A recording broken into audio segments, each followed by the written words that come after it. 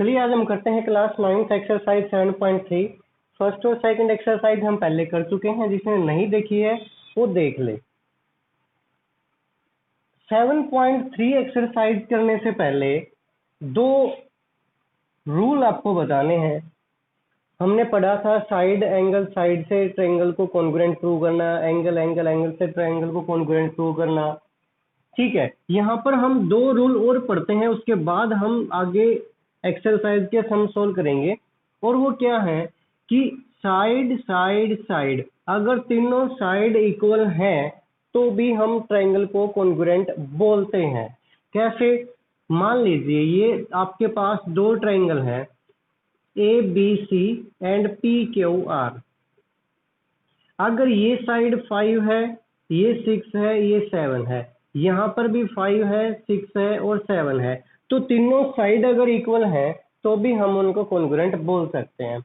दूसरा जो रूल है वो बहुत इंपॉर्टेंट है, RHS। RHS का मतलब, R का मतलब होता है राइट हैंड।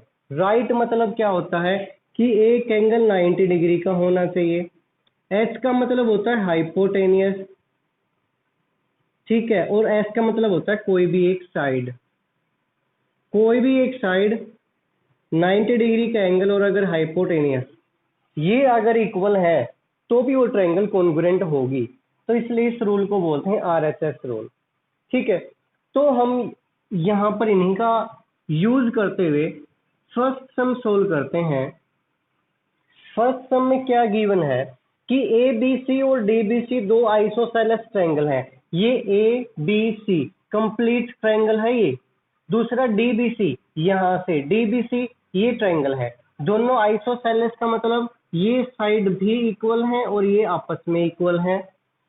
AP यानी कि AD को आगे बढ़ाया गया है P तक, तो जो AP है वो BC को इंटरसेक्ट करती है। इंटरसेक्ट, हाँ, ये इसको इंटरसेक्ट करती है, ये बोला गया है, बाइसेक्ट नहीं बोला। ठीक है, ये इसको इंटरसेक्ट करती है। तो अब हमने प्रूव करना है कि ट्रायंगल ABD और ACD कॉन्ग्रुएंट होंगी। ABD का मतलब ये ट्रायंगल ऊपर वाली, यहाँ वाली, ये जो ट्रायंगल है और ये ट्रायंगल कॉन्ग्रुएंट होंगी, हमने ये प्रूव करना है। ठीक है, तो चलिए करते हैं। हमने जो ट्रायंगल चाहिए है पहले वो लिखनी है आपको। In triangle ABD and triangle ACD, ये दो ट्रायंगल हमने ले ली। हम लिखते हैं AB is equal to AC। क्यों? क्योंकि ट्रायंगल ABC इज आइसोसेलेस।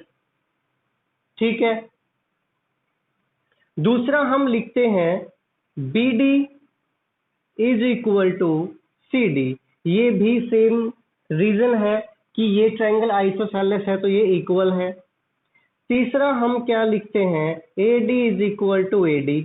ये साइड कॉमन है, ये साइड दोनों ट्रायंगल्स में कॉमन है, तो यहां से हम लिखेंगे ट्रायंगल ABD कॉन्ग्रुएंट हो गए ट्रायंगल ACD के। कैसे होगी? बाय साइड साइड साइड, तीनों साइड इक्वल होगी तो ये कॉन्ग्रुएंट होगी। दूसरे पार्ट में बोला ABP और ACP, ये भी अब हमने कॉन्ग्रुएंट प्रूव करना है। ठीक है, तो कैसे करें? देखिए, यहां से ये ट्रायंगल हमने कॉन्ग्रुएंट प्रूव की है, तो यहां से ये चीज इक्वल नहीं है, ये एंगल इक्वल होंगे बाय CPCT। तो हम यहां से ये चीज लिख सकते हैं, angle BAD is equal to angle CAD by CPCT। ठीक है, अब हम दूसरा पार्ट लेते हैं। In triangle ABP and triangle ACP। ठीक है, तो क्या लिखेंगे? Again AB is equal to AC। क्यों लिखेंगे? रीजन आप बताओगे, क्योंकि ट्रायंगल आइसोसेलेस है। दूसरा हम क्या लिखेंगे, AP is equal to AP दोनों में कॉमन है, सेम AP कॉमन है। अगर ये कॉमन है तो हमने एंगल लिखा है बी ए डी, इस बी ए डी को मैं बी ए पी भी लिख सकता हूँ, is equal to C A P. ये हमने अभी अभी सीपीसीटी से प्रूव किया है इसको कॉन्ग्रुएंट प्रूव करके। तो यहाँ से दोनों ट्रायंगल भी कॉन्ग्रुएंट हो जाएंगी। किस रूल से होंगी? साइड एंगल साइड से हो जाएंगी, क्योंकि ये साइड इक्वल है, ये एंगल हो गया इक्वल। अगर ये इक्वल है तो हम एक चीज और भी लिख सकते हैं,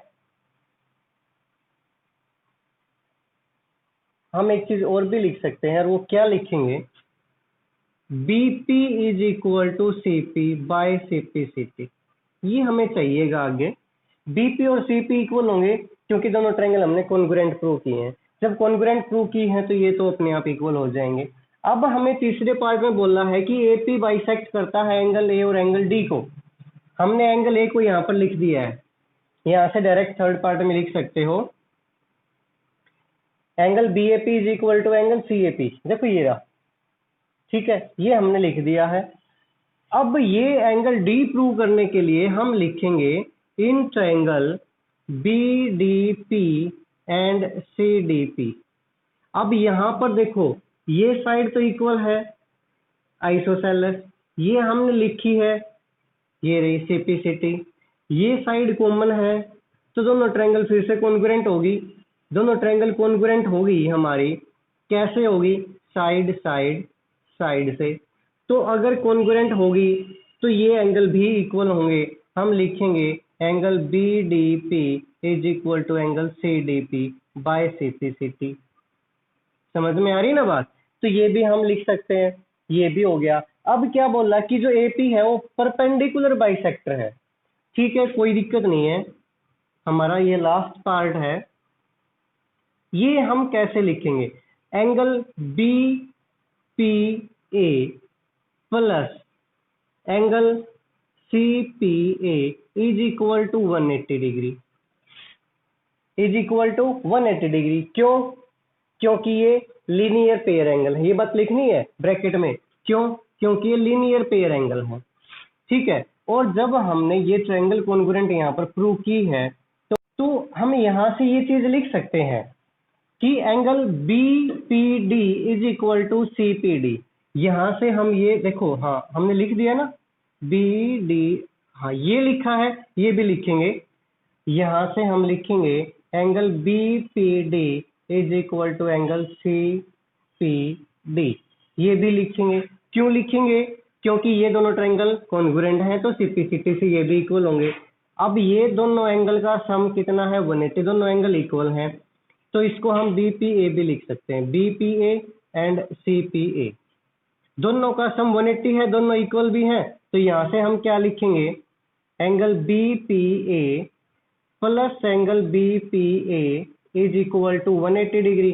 तो ये हो जाएगा angle B P A is equal to B P A equal to 180 degree and angle B P A is equal to 90 degree. ये हमने प्रूव करना था कि ये परपेंडिकुलर होगा। तो ये चारों पार्ट हमने किए हैं। आगे हम करते हैं क्वेश्चन नंबर 6। लिखा हुआ है कि एक ट्रायंगल है एबीसी, एडी इसमें एल्टीट्यूड दिया हुआ है, यानी कि एडी परपेंडिकुलर है, बाइसेक्टर नहीं बोला, सिर्फ परपेंडिकुलर बोला है, और ए बी इक्वल टू ए सी है। दो चीजें गिवन है, ए बी इक्वल टू ए सी और एडी परपेंडिकुलर। ठीक है, शो क्या करना है कि एडी बाइसेक्ट करेगा बीसी को, एडी बीसी को बाइसेक्ट करेगा। इसका मतलब क्या हुआ कि BD equal to C D, हमने ये शो करना है कि बीडी और सी डी इक्वल होंगे। दूसरा हमने क्या प्रूव करना है कि एडी एंगल ए को बाइसेक्ट करेगा, मतलब ये दोनों एंगल भी इक्वल होंगे।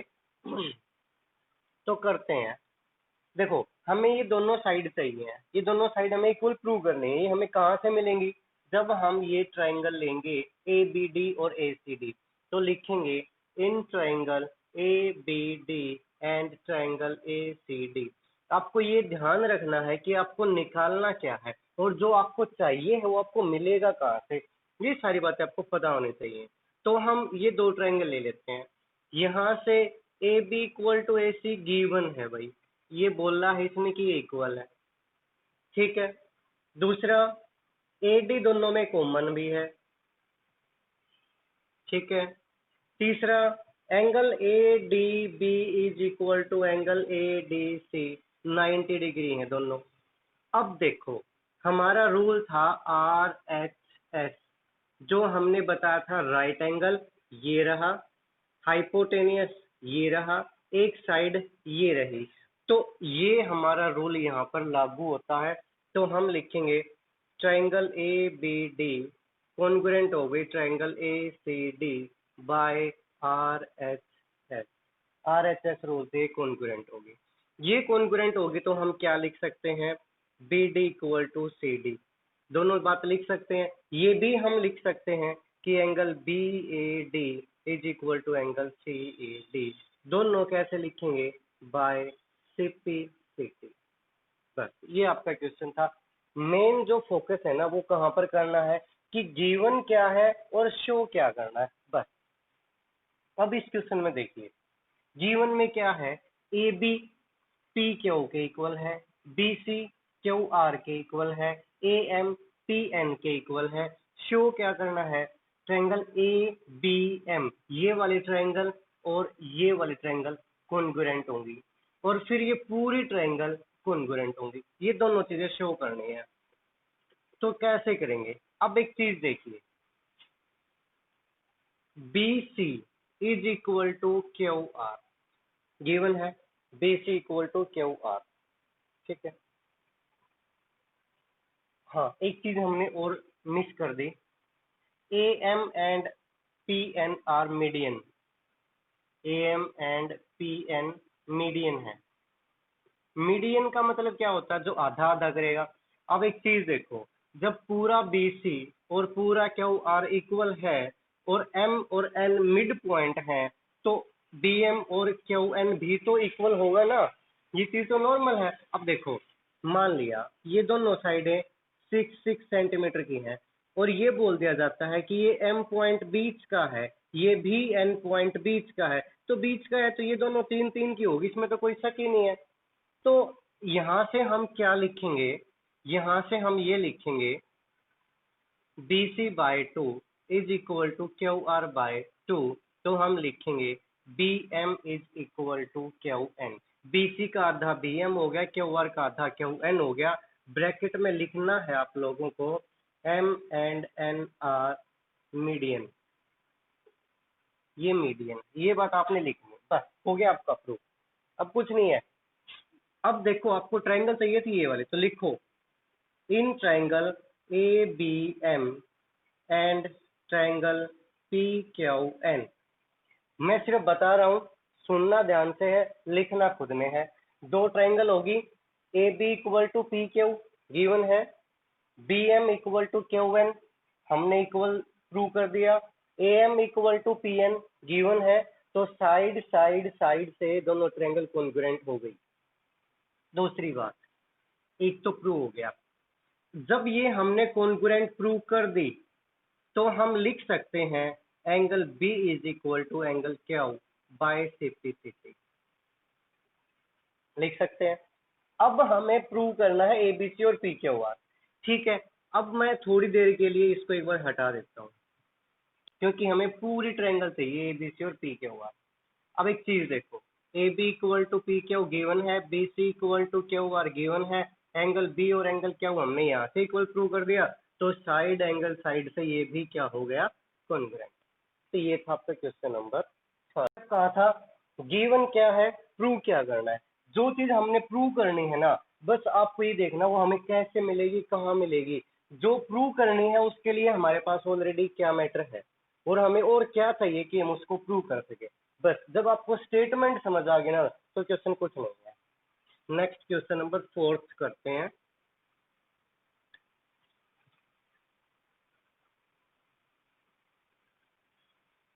पहले इन क्वेश्चंस को वीडियो देखने से पहले ना एक बार खुद अपने बुक से क्वेश्चंस को देखें, समझें क्या लिखा हुआ है कि BE and C F are two equal altitude of a triangle A B C.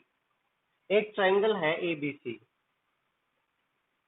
A B सी, और क्या बोल रहा है कि BE and C F two equal altitude, BE ये हो गया, सी एफ ये हो गया, ध्यान से देखो, गिवन क्या लिखेंगे हम यहाँ से कि BE and C F equal है और एल्टीट्यूड मतलब 90 डिग्री है। क्लियर होनी चाहिए ये चीजें। Using RHS congruence rule prove that triangle ABC is isosceles.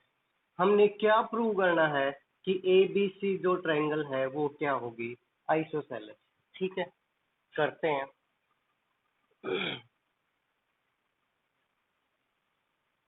Okay, हमारे पास इतनी बात है कि BECF इक्वल है और angle E is equal to angle F equal to 90 degree. ठीक है, हमने शो करना है कि AB इक्वल टू AC, यहीं से पता चलेगा कि ये ट्रायंगल आइसोसेलेस है। ठीक है, अब सॉल्यूशन से पहले मैं आपको दोबारा डायग्राम बनाता हूँ अलग से, और वो डायग्राम सिर्फ मैं इतना ही बनाता हूँ, ये B है, ये C है और ये E है। ठीक है, और ये परपेंडिकुलर है। ठीक है, दूसरा जो डायग्राम बनाता हूँ वो ये बनाता हूँ, ये C है, ये B है और ये F है और ये भी 90 डिग्री। अब एक चीज देखिए, एक चीज 90 डिग्री हो गया। ठीक है, RHS रूल बोल रहा है तो एक राइट एंगल 90 डिग्री हो गया। हाइपोटेनियस देखो, राइट एंगल के सामने वाली साइड राइट हाइपोटेनियस होती है, तो ये साइड दोनों में कॉमन इक्वल हो गई। एक साइड इसने बोल रहा है कि BE और CF ऑलरेडी इक्वल है। देखो, बोल रहा है BE और CF इक्वल है, एक साइड होगी, परपेंडिकुलर हो गया, और हमेशा राइट एंगल ट्रायंगल में 90 डिग्री के सामने वाली साइड हाइपोटेनियस होती है, तो इसके सामने वाली जो साइड है ये कॉमन होगी।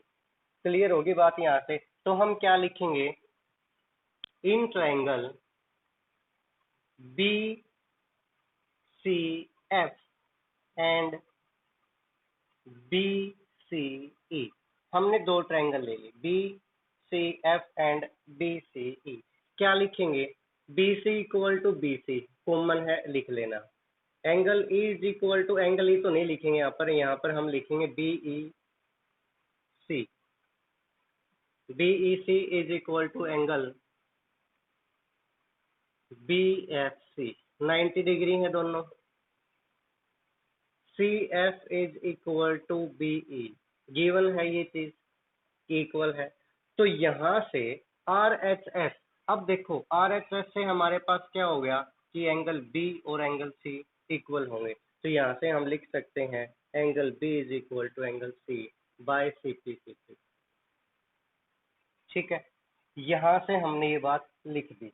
ठीक है, और आगे हम एक चीज पढ़ेंगे जो मैं आपको यहाँ बता दूं, वो हमने क्या पढ़ना है,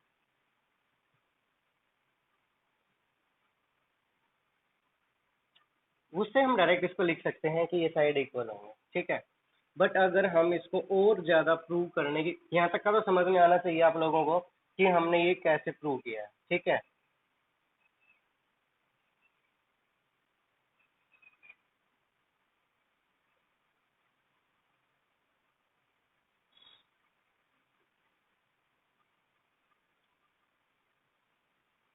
तो यहाँ से हम डायरेक्ट लिख सकते हैं AB is equal to AC। ठीक है, वो चीज जो हम पढ़ेंगे वो क्या है, वो ये है कि इक्वल एंगल के अपोजिट साइड इक्वल होती है। ठीक है, हमने क्या पढ़ा था कि इक्वल एंगल के अपोजिट साइड इक्वल होते, तो यहाँ ये बात यहाँ पे लिखनी है कि side opposite to equal angle are equal. Side opposite to equal angle, दोनों एंगल इक्वल हैं। अगर अब हम इनको हटा दें तो आप देखेंगे कि ये दोनों एंगल इक्वल हैं, तो इसके सामने वाली ये साइड और इसके सामने वाली ये साइड दोनों इक्वल हैं, तो हमने यही प्रूव करना था कि ये ट्रायंगल आइसोसेलेस होगी। नेक्स्ट क्वेश्चन है, एबीसी का आइसोसेलेस ट्रायंगल है, AB और AC इक्वल है, AP परपेंडिकुलर है BC पे, तो हमने शो करना है कि एंगल B और C इक्वल होंगे। बहुत इजी क्वेश्चन है, खुद भी ट्राई कर सकते हैं। ए बी सी और ये ए पी जो है ये परपेंडिकुलर है, तो आपने शो करना है कि दोनों एंगल इक्वल होंगे। अभी हमने क्वेश्चन नंबर 3 में ये किया था। ये साइड इक्वल गिवन है जो हाइपोटेन्यूस हो गया, ये साइड कॉमन है, एक 90 डिग्री है, तो दोनों ट्रायंगल कॉन्ग्रुएंट होगी बाई आर एच एस से, और इक्वल टू हो गए दोनों एंगल बाय 56। तो ये थी आपकी एक्सरसाइज 7.3। आगे हम एक्सरसाइज करेंगे 7.4।